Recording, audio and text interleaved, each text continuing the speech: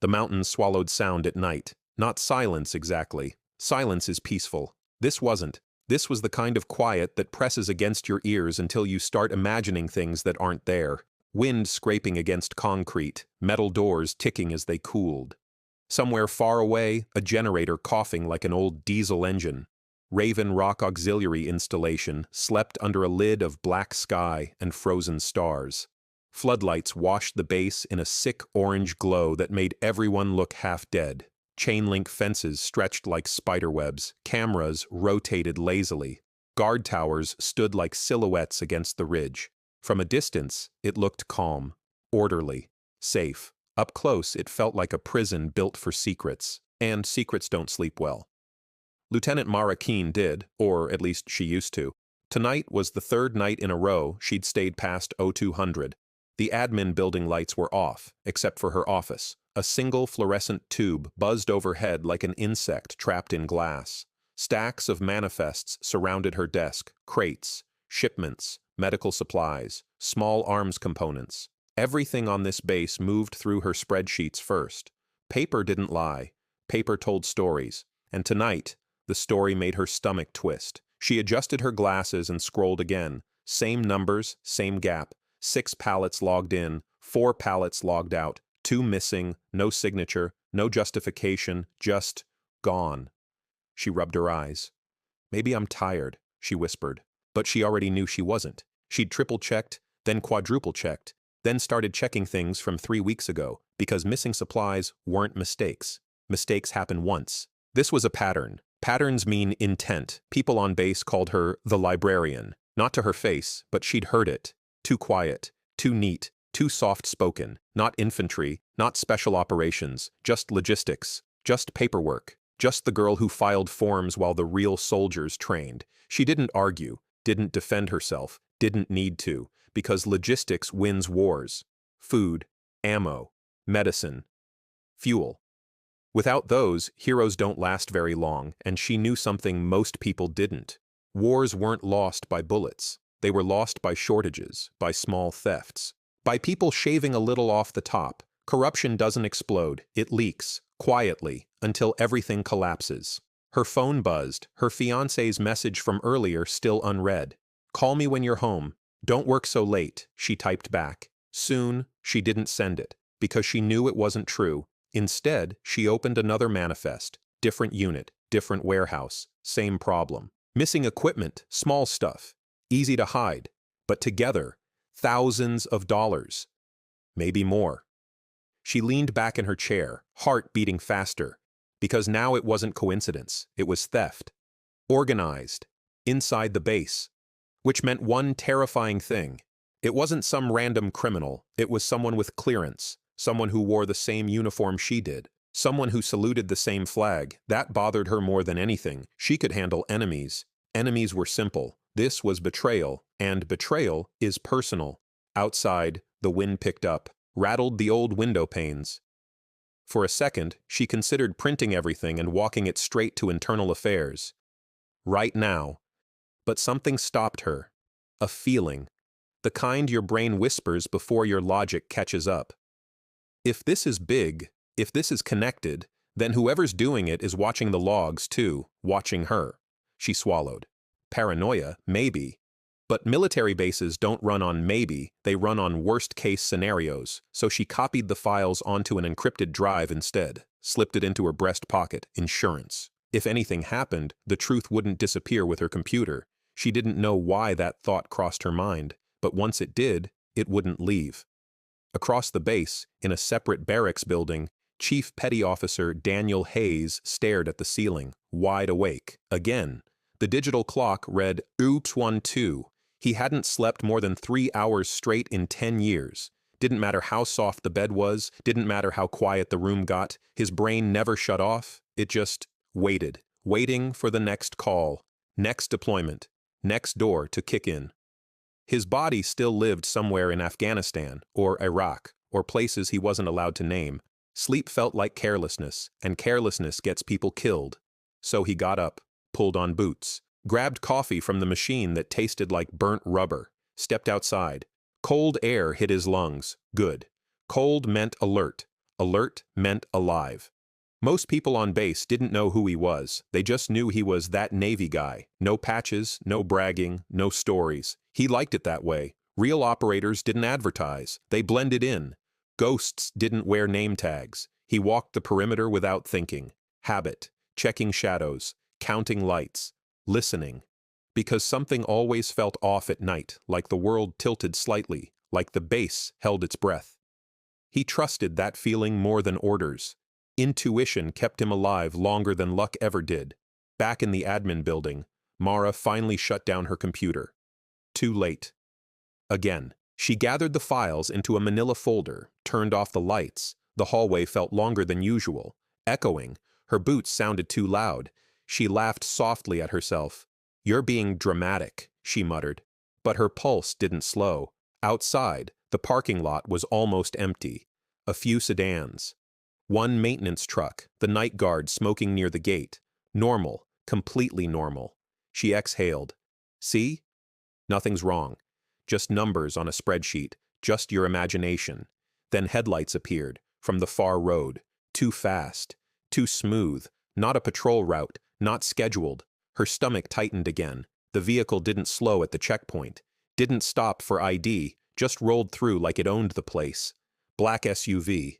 No markings. No unit stencil. No government plates. Her brain flipped through regulations automatically. All vehicles logged, all entries recorded, everything documented, except this one. This one didn't exist, and things that don't exist are dangerous. The SUV stopped beside her. Doors opened. 3 men stepped out, uniforms, boots, haircuts, everything technically correct. But something was wrong. No name tapes, no patches, no rank. Blank like mannequins wearing army costumes. Her mouth went dry. "Lieutenant Keene?" one asked, voice flat. "Practiced. Yes? We need you to come with us. Which unit?"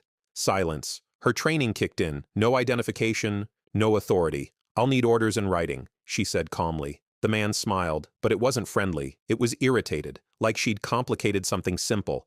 Then his hand grabbed her arm. Hard. Too hard. Not escorting. Controlling. Her folder fell. Papers exploded across the pavement like white birds. "Hey, get in the vehicle, ma'am. Not a request, a command." Her heart started hammering. This wasn't procedure. This wasn't official. This was wrong. Very, very wrong. And somewhere across the base, Daniel Hayes stopped walking because something in the night had just changed. He didn't know what yet, but every nerve in his body suddenly screamed the same message. Pay attention. Something's about to happen. The first rule they teach you in survival training isn't how to fight. It isn't how to shoot. It isn't even how to run. It's simpler than that. Notice. Because most victims don't lose to strength. They lose to surprise. Lieutenant Mara Keene noticed everything. The smell of diesel exhaust, still hanging in the air. The way the SUV's engine ticked. Too hot, meaning it hadn't been parked long. The missing unit decals on the doors. The blank Velcro strips where name tapes should have been. Not sloppy. Intentional, like someone had stripped identity away on purpose. People who hide their names usually plan to do something worth hiding, but her voice stayed level. "Show me your orders," she said. The tallest man stepped closer. Broad shoulders. Regulation haircut. Dead eyes. "We don't have time for paperwork, Lieutenant." That sentence alone broke protocol 6 different ways. On a secure installation, everything was paperwork. Everything. Even going to the bathroom felt logged. "No written orders. I'm not going anywhere," she replied. Her tone surprised even her. Calm. Almost bored, like this was an inconvenience. Inside, her heart hammered so hard she thought they might hear it. The second man glanced at the first. A tiny look. A decision. Then, his hand clamped around her bicep. Hard enough to bruise. "Ma'am, don't make this difficult. Not respectful, not professional, threatening." For half a second, time stretched. She saw it clearly. If she stepped into that vehicle willingly, she disappeared. Paperwork could be rewritten. Logs could be altered. Cameras could malfunction, and nobody would know where she went. She'd become one of those sentences people whisper, transferred suddenly. Administrative issue. Don't ask questions. Her mind snapped into a cold, clinical mode. Not fear, assessment. Distance to gate. 70 yards. Guard distracted. 3 men, all bigger, all closer, Running wouldn't work. Screaming might. But what if they had authority she didn't know about? What if she caused a scene and ended up wrong? That tiny doubt, the one every polite person has, nearly got her killed. Because predators depend on politeness, depend on you second-guessing, depend on you not wanting to look crazy. The man pulled harder. Her folder hit the ground, papers scattered, her life's work blowing across the asphalt. "No," she said sharply. Not loud, just firm. He didn't argue. He simply twisted her arm behind her back. Pain flared white-hot, professional, controlled. He'd done this before. The third man opened the rear door, dark interior. No lights, like a mouth waiting to swallow her. That's when fear finally hit. Not dramatic terror, not screaming, just a cold, hollow realization. Nobody is coming, because nobody even knows. Across the base, Daniel Hayes stopped mid-step, coffee halfway to his mouth. Something had changed. He didn't hear a scream, didn't hear a gunshot, nothing obvious, but the air felt off, like before a sandstorm, like before an ambush. His brain started replaying the last 5 minutes automatically. Light pattern, patrol route, vehicle count, and then, there it was. One detail out of place, a vehicle that shouldn't exist, black, unmarked, parked near admin. He hadn't seen it arrive, which meant it slipped past security somehow, or security let it through. Neither option sat well. SEAL training isn't about heroics, it's about anomalies. If one thing doesn't fit, assume everything's wrong. He set the coffee down. Didn't rush. Rushing makes noise. Noise gets attention. He just started walking toward admin. Quiet, casual, like a guy stretching his legs, but every sense dialed to max. Back in the lot, zip ties, fast, tight, plastic biting into her wrists. Her brain cataloged everything. Brand, black industrial ties, cheap, civilian, not standard issue. Good. Evidence. The third man pushed her head down and shoved her into the SUV. Her knee slammed metal. Pain shot up her leg. She bit her tongue to avoid making a sound. Never give them the satisfaction. Never let them see fear. Her old ROTC instructor's voice echoed in her head. Control what you can control. Right now, breathing, thinking, observing. That's it. So she did. The door slammed. Darkness. Fabric seats that smelled like sweat and old fast food. Engine started. They moved. She counted. 1 Mississippi, 2 Mississippi. Left turn, 10 seconds, right turn, speed bump. She mapped the base mentally. If they left the main road, they were heading toward the old maintenance sector. Condemned buildings, no cameras, no traffic. Her throat tightened. Of course. Pre-planned. This wasn't spontaneous. This was arranged, which meant they'd known about her. Known what she found. Known she was working late. Someone had told them. Someone inside. The betrayal stung worse than the fear. The tallest one spoke from the front seat. You should have left it alone. Her voice came out steady. Left what alone? The manifests. So it was true. Her stomach dropped. They weren't guessing. They knew exactly what she'd found. You're stealing government property, she said. He chuckled. Everybody steals something, Lieutenant. We just take a little more. Not ashamed, not defensive, just practical. Like he was talking about grabbing extra coffee packets. That casual evil chilled her more than violence would have, because it meant he'd justified it, made it normal, and people who normalize wrong things do terrible things without blinking. Outside, Hayes reached the admin lot. Empty, too empty. He scanned automatically. 2 sedans, maintenance truck, guard at gate. But something else. Paper. Dozens of sheets scattered across the asphalt, like a small explosion had gone off. He crouched, picked one up, supply manifest, stamped tonight, signed by Lieutenant Mara Keene. He remembered her. Quiet one, always nodding politely, always carrying files. He looked around. No car matching hers, no lights on, no reason for her to just leave papers everywhere. His jaw tightened. This wasn't messy. This was interrupted. He checked the ground. Tire marks. Fresh. Wide. SUV, heading east, toward the abandoned sector. The hair on the back of his neck stood up. That part of the base wasn't used anymore. No reason for anyone to be there, unless they didn't want to be seen. His heartbeat slowed. Not faster, slower. That was always the sign. When things got dangerous, his body got calm, like stepping into cold water. He pulled out his phone, hovered over base security, stopped. If he was wrong, he'd look paranoid, waste time.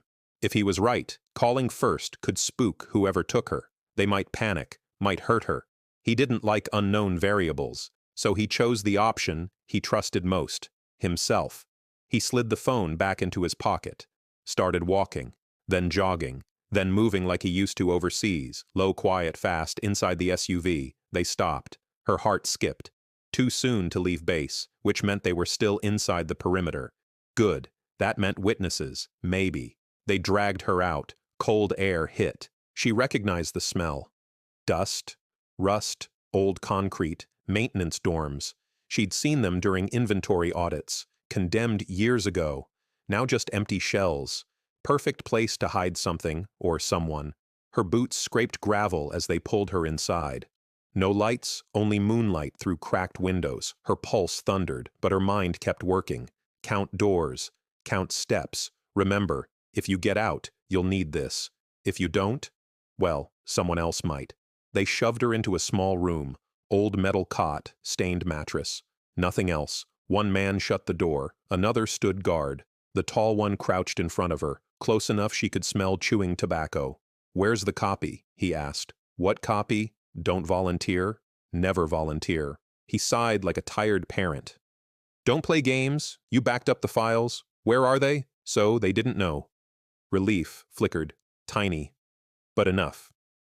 "It's just paperwork," she said. The back of his hand hit her mouth, sharp, clinical. Pain burst across her face. Not rage, correction, like swatting a dog. Her lip split. She tasted blood, but she didn't cry, didn't even look away, and that unsettled him more than screaming would have, because bullies expect fear. They don't expect eye contact. Across the dark base, Hayes moved building to building, checking corners, reading tracks. He found the SUV fast, parked crooked behind the dorm. Engine still warm, doors unlocked, amateurs or cocky. Either way, dangerous. He touched the hood, still hot. They'd arrived minutes ago, which meant she was inside. Alive, most likely. But time windows close fast. He exhaled once. Slow, then his entire posture changed, shoulders lowered, steps lighter, breathing measured. The casual nightwalker vanished. The operator showed up. 20 years of muscle memory, door entries, hallway clears, silent takedowns, the kind of skills you only build when mistakes mean funerals. He didn't think about it. Thinking slows you down. Training moves you. And tonight, training was about to meet corruption. Inside the room, the tall man leaned closer. Last chance. "Where's the copy?" She stared back. Heartbeat steady now. Because a strange thing happens when fear peaks. It breaks, leaves clarity behind. "If you're going to hit me," she said quietly, "just do it." He blinked, thrown off. "Because I'm not helping you steal from my people." That word, my, not the army, not the base. My people. Something in her voice made it sound sacred, like family, like oath. And for a split second, he almost looked ashamed. Almost. Then footsteps sounded in the hallway, a faint creak, so soft most people wouldn't notice, but someone else did. Daniel Hayes, already inside, already moving, already counting. 3 voices, 3 targets. He rolled his shoulders once and stepped into the dark. There's a moment before violence, a thin slice of time most people never notice. A breath, a shift in the air, like the world inhaling and refusing to exhale. Daniel Hayes lived in that moment, had for most of his adult life. Some men learned to sleep through the night. Hayes learned how to walk toward danger without making a sound. The hallway smelled like mold and rust, old plumbing, dead building. His boots rolled heel to toe, slow and deliberate. Not a step, a glide. Every movement placed, measured, controlled. If you dropped a coin behind him, it would have sounded louder than he did. Moonlight slipped through a broken window and painted the corridor in pale blue stripes. Dust hung in the air like smoke. He could hear them now, muffled voices through a thin wall. Male agitated, one sharper voice. Female, controlled, brave. He didn't know her well, But he recognized composure when he heard it. She wasn't begging. That mattered. Panic makes rescues messy. Calm keeps people alive. His brain started building the room automatically. 3 hostels, close quarters, unknown weapons, civilian structure, thin walls, no backup, no comms, no witnesses. Good. Witnesses complicate things. Clean work is quiet work. People like to imagine SEALs as loud explosions, machine guns, action movie nonsense. Reality was boring. Professional math angles. Timing, violence, when done correctly, looked almost lazy. The goal wasn't domination, the goal was speed. End the threat before it understood it was threatened. 30 seconds was a long time. He checked his gear. Suppressed sidearm, knife, flex cuffs. That's it. No rifle. Too bulky indoors. No armor. Too noisy. Just the essentials. He flexed his fingers once, loosening them, like a pianist before a concert. Because what he was about to do wasn't rage, it was choreography. Inside the room, Mara's lip throbbed, blood drying at the corner of her mouth. Her wrists burned from the zip ties, but pain was distant now, abstract. Her brain had moved somewhere else. Cold-focused, cataloging. The tall man paced, frustrated. "You think you're some hero?" he muttered. She didn't answer. Heroes got themselves killed. She wasn't trying to be a hero. She was just refusing to lie. There's a difference. The guard near the door shifted his weight. Boot scraping concrete, nervous. Good. Nervous men make mistakes. The third guy checked his phone. Whispered, "We're running out of time." Running out of time for what? Transport, backup, or disposal? Her stomach twisted, but she didn't let it show. She thought of something strange then. Her dad. Teaching her how to ride a bike. "You fall," he'd said, jogging beside her. "You get up. That's it. That's the whole secret to life." Simple advice, almost stupid. But right now it felt sacred. If she survived this, she'd get up. If she didn't, at least she didn't bend. That was enough. Outside the door, Hayes counted their footsteps. 1 near the entrance, 1 pacing, 1 stationary. Classic triangle, bad positioning. 2 spread out, easy to isolate. He almost smiled. Amateurs. People who use force without training always overestimate intimidation and underestimate geometry. Geometry wins fights. Angles win fights, not anger. Never anger. Anger gets sloppy. Sloppy gets killed. He moved closer. Slow inhale. The world narrowed. Tunnel vision, not fear, focus. His hearing sharpened, fabric shifting, breathing, the slight metallic click of someone adjusting a pistol. He pictured the room again. Door swings inward, guard likely to the right, tall one near center, third near the cot. Hostage seated, line of fire, limited, so this would be hands first. Gun second, quieter, cleaner. His mind flickered, not to tonight, but to years ago. Fallujah, dark hallway, young Marine behind him, shaking, first time under fire. Hayes had told him something he still believed. Slow is smooth, smooth is fast. Rush and you die, flow and you win. He rolled his shoulders. Ready. The tall man grabbed Mara's collar, yanked her forward. Last chance. His breath smelled sour. "You're protecting thieves," she said softly.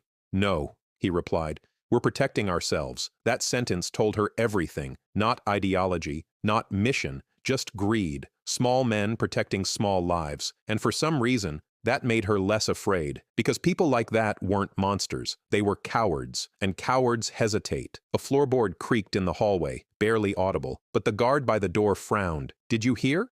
The word never finished, because the door moved, just an inch. Then, everything happened at once. Later, Hayes would barely remember it. Not clearly, not frame by frame, because trained violence doesn't feel like action. It feels like falling down stairs. Fast, unstoppable. The door opened. Guard turned. Hayes was already inside. 1 step, 1 hand, palm smashed under the man's chin, head snapped back, other arm wrapped the throat, choke locked, weight dropped, silent. 3 seconds, out cold, lowered gently to the floor, no noise, no drama, just absence. Tall guy blinked, brain still processing. "What?" Hayes crossed the distance before the syllable finished, elbow to solar plexus. Air exploded from lungs. Gun half raised, too slow. Wrist twisted, joint popped. Weapon clattered, knife handle slammed into temple, lights out, body folded like wet laundry. Third man grabbed Mara, instinct, human shield, classic mistake. People think hostages protect them. They don't, they just make you predictable. Hayes adjusted angle automatically. 2 steps left, clear line, front sight, breath held. One suppressed shot, thud, round into shoulder. Non-lethal, precise. Guy screamed, collapsed. Hayes closed distance and drove him face first into concrete, knee in spine. Flex cuffs tight, done. Total time, maybe 20 seconds, maybe 30. Felt like 3. Rushed back in like water after a splash. Dust settling, 3 bodies, 1 conscious hostage. No one dead, no unnecessary damage, efficient, professional, final. Mara stared, blinking, because her brain couldn't keep up with what it had just seen. 1 second she was trapped. Next, everything was over. No shouting, no chaos, just surgical calm. The man standing in front of her looked almost bored, like he'd just finished taking out trash. He cut the zip ties. "You hurt?" he asked. His voice wasn't heroic. Wasn't intense, just steady, grounded, normal, which somehow made it safer. "I'm okay," she said. Her voice shook anyway. Adrenaline crash. He nodded once. "Good." Then he started checking pulses, securing weapons, professional to the last detail, like this was just paperwork. Different kind of paperwork. She watched him work, efficient, quiet, not angry, and that struck her most. He wasn't mad, he wasn't out for revenge, he just removed threats like problems on a checklist. Solved. Next. Solved. Next. There was something deeply comforting about that, like the universe still had people who simply did what was right, without speeches, without credit, without hesitation. Outside, the first hint of dawn touched the mountains. Gray light creeping in. Night ending. She wrapped her arms around herself. Cold, suddenly. He handed her his spare jacket without asking. "Stay behind me," he said. Not controlling, protective, instinctive. She nodded. For the first time all night, she felt safe. As they stepped into the hallway, she glanced back at the unconscious men. "So, what happens now?" she asked quietly. Hayes didn't look back. "Now?" he said. "Now we make sure they can't hide anymore." His voice carried something heavier than anger, something steadier. Justice. And somewhere deep in the base, phones were about to ring, careers were about to end, and a quiet logistics officer nobody noticed was about to become the reason an entire corruption ring collapsed. By the time the sun touched the ridgeline, it looked like nothing had happened. That's the strange thing about violence. It doesn't leave music behind, no dramatic soundtrack, no slow motion. Just quiet rooms and bodies on the floor, like the world already forgot. The hallway light flickered weakly overhead. Dust floated through thin bands of gray morning light. 3 men lay zip-tied and unconscious, breathing, alive but finished. Their threat ended not with spectacle, just subtraction. Hayes had always thought that was the most honest way to describe combat. Not destruction, subtraction, remove the problem, restore the peace. Move on. Mara stood still for a moment. Her legs felt like rubber. Now that the danger had passed, the adrenaline started draining out of her bloodstream. That was the worst part. During fear, you're sharp. Afterward, you shake. Her fingers trembled. She hated that. Hated looking weak. But Hayes didn't comment. Didn't stare. Didn't treat her like glass. He just handed her a canteen. "Drink," he said. Practical. Normal. Like telling someone to grab an extra pen, and somehow that steadiness anchored her. She drank. Water tasted like metal, but it helped. "You military police?" she asked quietly. He shook his head. "Navy." She waited. He didn't elaborate. After a second, she realized that was the entire explanation. He wasn't the type to list achievements. Didn't wear his story on his sleeve. He just existed. Solid, like a wall. "You followed me?" she asked. "Your papers were all over the lot. That's it?" He shrugged. Didn't look right. She almost laughed. Didn't look right. 3 words. 3 words that had probably saved her life. Some people needed orders to act, needed permission, needed confirmation. But there were others, rare ones, who simply saw wrong and stepped toward it. Not because they were brave, because they couldn't imagine doing anything else. She realized he was one of those people, and suddenly the world felt less fragile. Hayes moved to the nearest window and keyed his radio. His voice stayed low, calm. Base security, this is Chief Hayes. I need MPs and medical at maintenance dorm Echo 7. 3 detainees, 1 friendly. Possible corruption case. Quiet response. A pause. Confusion on the other end. Repeat? Detainees? Affirmative. Another pause. How many personnel do you need? He glanced at the 3 bodies. 3 stretchers should cover it. 15 minutes later, sirens. Distant at first, then closer. Too loud, too bright. Flashing lights bouncing off concrete. The spell of night broken, reality returning. With reality came paperwork, questions, rank, authority, which meant trouble, because truth inside institutions always causes trouble.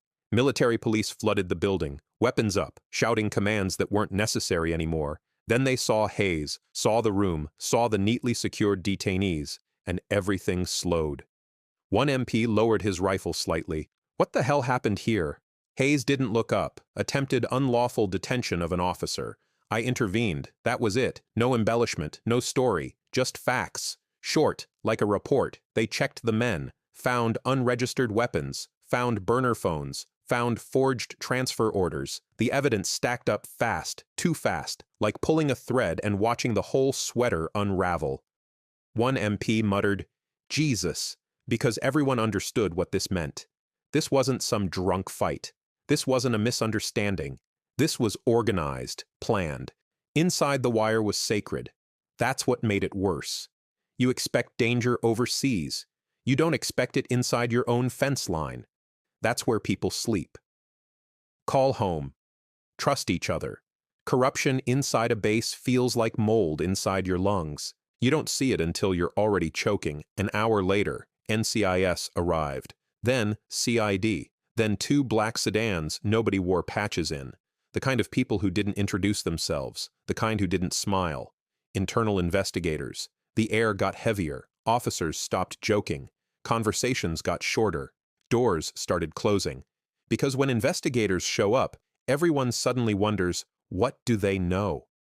Mara sat in a folding chair outside the building with a blanket around her shoulders, sunlight creeping over the mountains. She should have felt relieved. Instead, she felt exposed, like she'd kicked over a rock and found snakes, and now the snakes were everywhere. An agent crouched in front of her. "Lieutenant Keene, can you walk me through everything from the moment you left your office?" She nodded, voice steady again, because this part she understood. Facts, timeline, evidence. This was her battlefield. She described the missing manifests, the patterns, the lack of insignia, the ties, the questions, everything.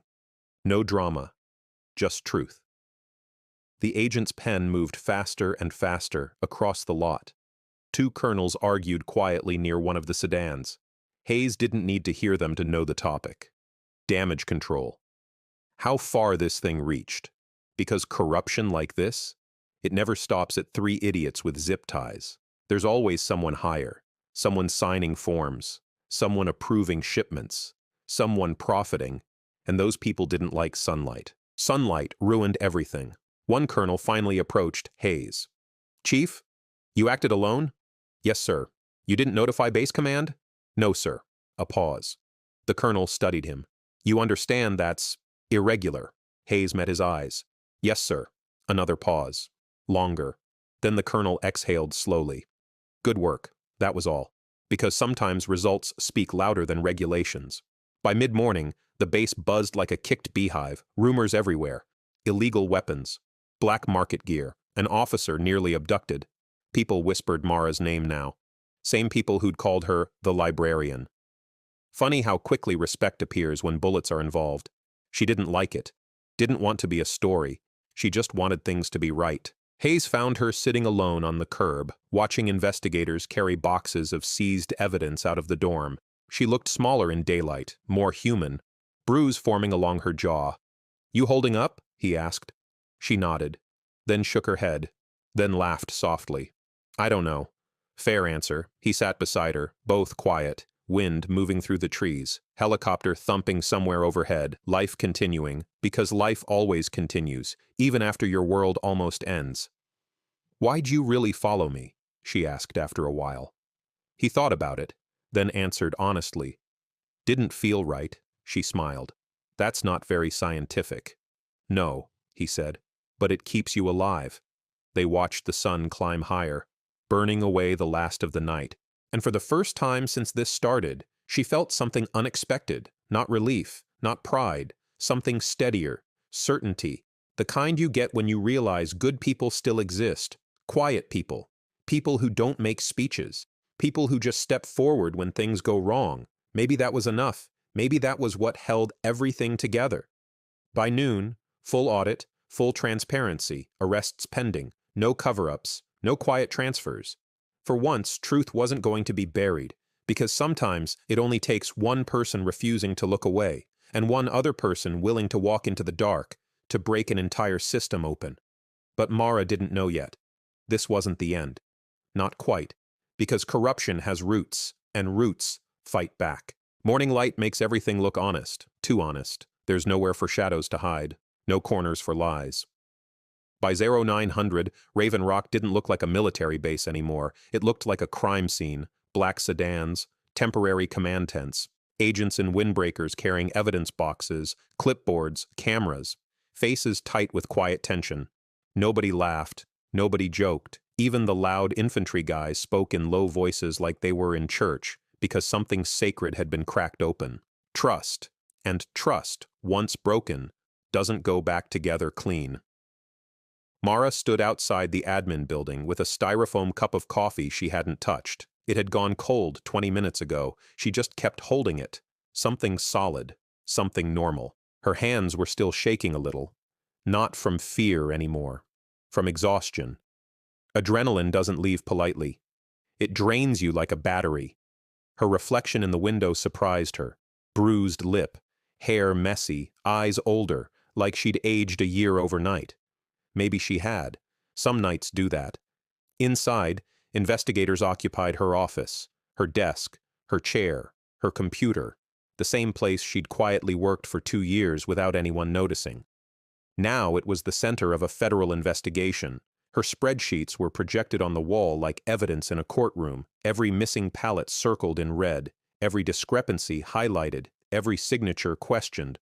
All those nights people had teased her for caring too much about paperwork. Now that paperwork was unraveling careers. Funny how respect shows up late.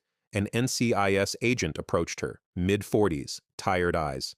The kind of guy who'd seen too many bad things and stopped being surprised by any of them. "Lieutenant Keene?" "Yes, sir.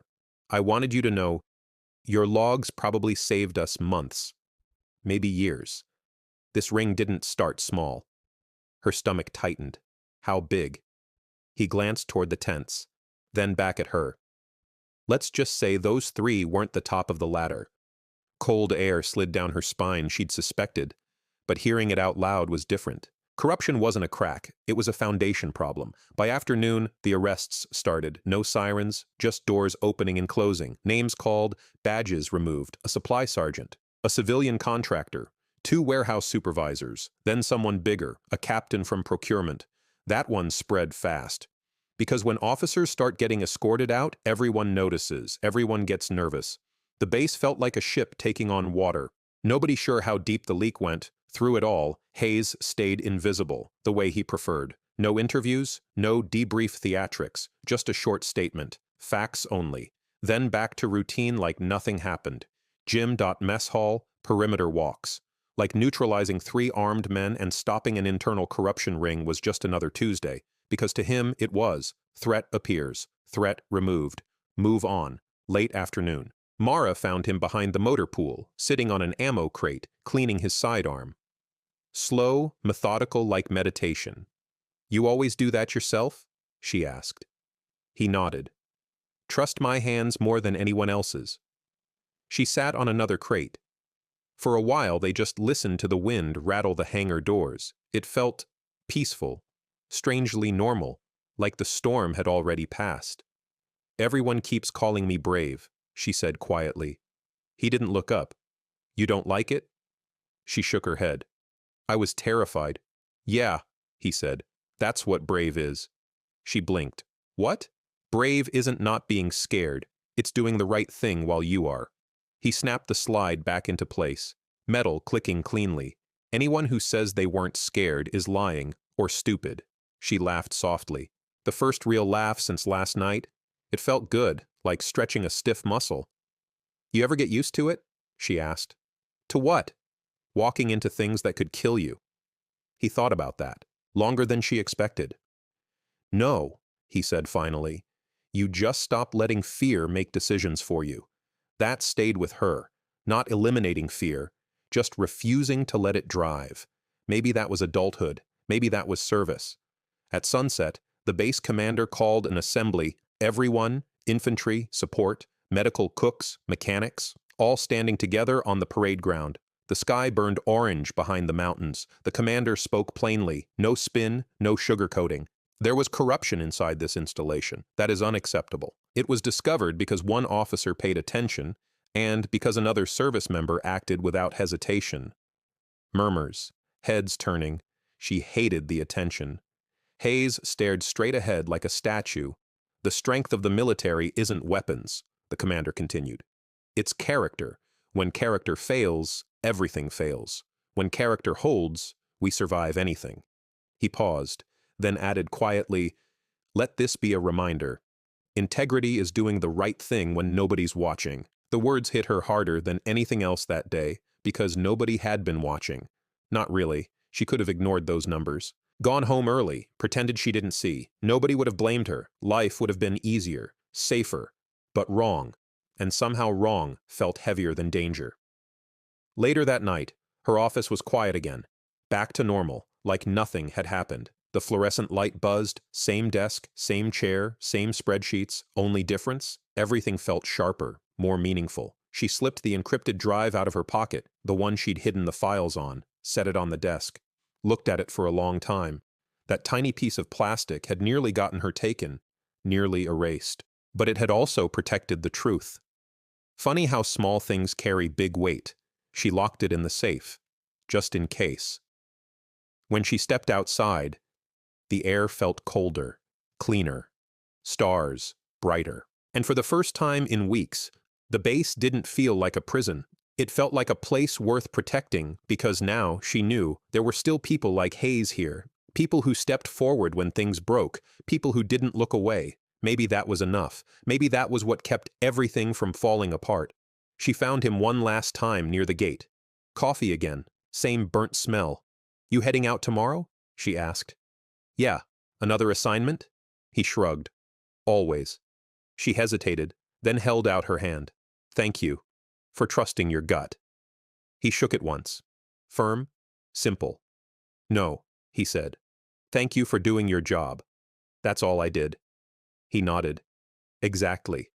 They stood there in silence, wind moving across the wire fence. Somewhere in the dark, a generator hummed, life going on, always going on, and she realized something that surprised her. Last night could have broken her, could have made her cynical, suspicious, bitter. Instead, it did the opposite. It proved something. Evil isn't usually loud. It's lazy, small, cowardly, but good is stubborn. Good is the quiet officer staying late, the tired SEAL who can't sleep, the person who notices one thing out of place and says, no, not here, not on my watch. Maybe that's all justice really is. Ordinary people refusing to step aside.